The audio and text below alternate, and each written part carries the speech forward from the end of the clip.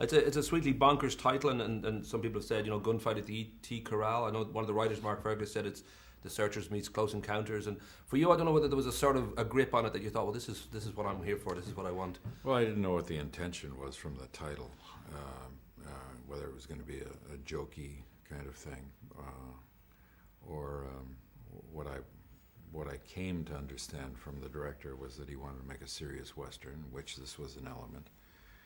And that seemed an original idea. There was a character I wanted to play. There were people involved that I respected as far as their work is concerned, and so I was happy to become involved. I guess for me, the message of the movie seems to be that Americans of all races, colours, creeds, religions will pull together when they want to try and keep a new foreigner out of the country. It sort of unites them. But it might just be the origins of Scientology as well. I think there might be some method to all the madness. Maybe this is true.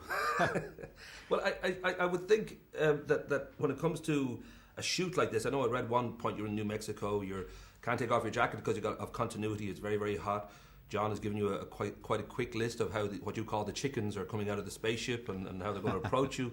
And you're looking at men in grey suits with ping pong balls on the top of their heads to represent these aliens. Just another day at the office. Yeah, I'm just thinking, there's a part of you thinking, what the crap? What's going on here? Or is it, your experiences would tell you this is exactly how movies are made? This is great. Exactly. It's not my first rodeo. Movies are made in little chunks of work, It's all work, and whether the guy's got a ping pong ball on his head, later to become an alien, there's a very specific task at hand, and the process has always intrigued me, still does. I'm quite happy to be there. I know that you've been busy now. You're in Locarno at the weekend getting a Lifetime Achievement Award. I guess that might be about your 4,336th award, given the amount of wonderful work you've done. But I just wanted to let you know, in case you haven't seen the great news, there's a Smurfs 2 going to be in production. So just if you wanted to let Liam know, yeah. I'm sure he'll be... Thank you. I'm sure you're very happy to know that. Yeah, Yeah. so that's something to look forward to.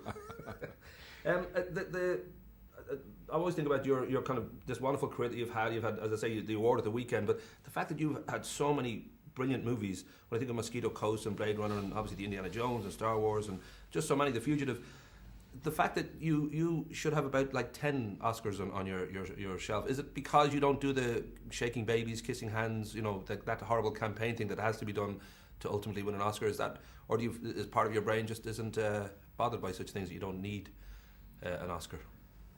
Well, geez, that's an either-or question, and I can't pick one or the other. It's I'm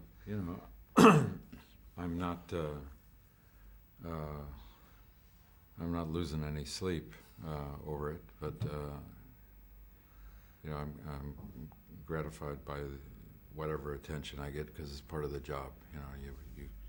But it doesn't mean so much to me. Work is what appeals to me. I like to make movies. That's if I can continue to do that. Certainly, I mean, in many cases, people, will make a film that is not so successful on a financial level, but is successful on an artistic level, and they'll be rewarded for that accomplishment. In my case, I just get money. But I'm sure you take a lot of pride in it too, because there's some beautiful work in there. I do take pride in my work. Yeah. Just outside, you might have heard it. There's a lot of the usual kind of circus outside, miniskirts and dancing midgets and haircuts and all that running around and making a lot of noise.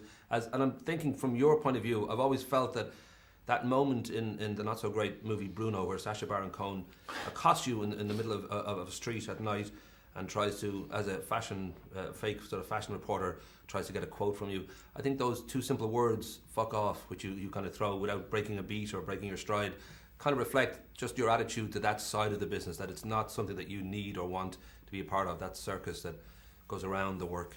Oh, it's...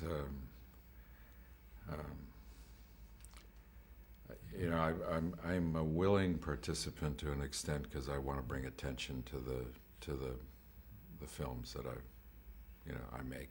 It's part of the process. It's there's circus and there's circus. I try and pick my circuses. When we spoke last year, you said that in regard to your choices, I don't mind taking my chances. I've taken my falls, and that sort of notion through a career, you've always been fairly, you've got good integrity about your work. But every now and again, I guess we in a moment of madness say yes to something, and I'm always fascinated by the Star Wars Holiday Special.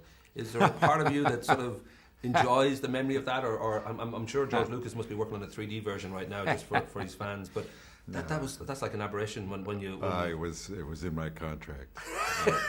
There was no known way to get out of it. Have you seen it? Like, have you lately? No, I was there, man. I didn't have to see it. A bit like having a video of Vietnam or something. You don't please. need to go back. No.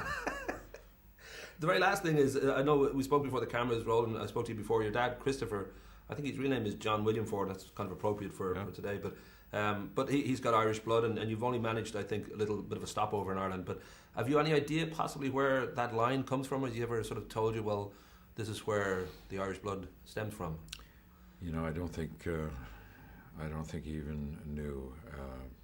You could be related to John Ford. You see, there could be a line. My father lost his father quite early, and I don't think he knows so much about his family history. You could own a castle. You have no idea. So it could be something. Could be on a river. You could do your barge thing. Go to your castle. Have dinner. Be a nice spot. I'll look into it for you. Yeah, would you? Sweet. I'll be giving the finger to go. Thank you, nice sir. to talk to you, man. Thank you. My pleasure. Thank you. What have you got lined up next?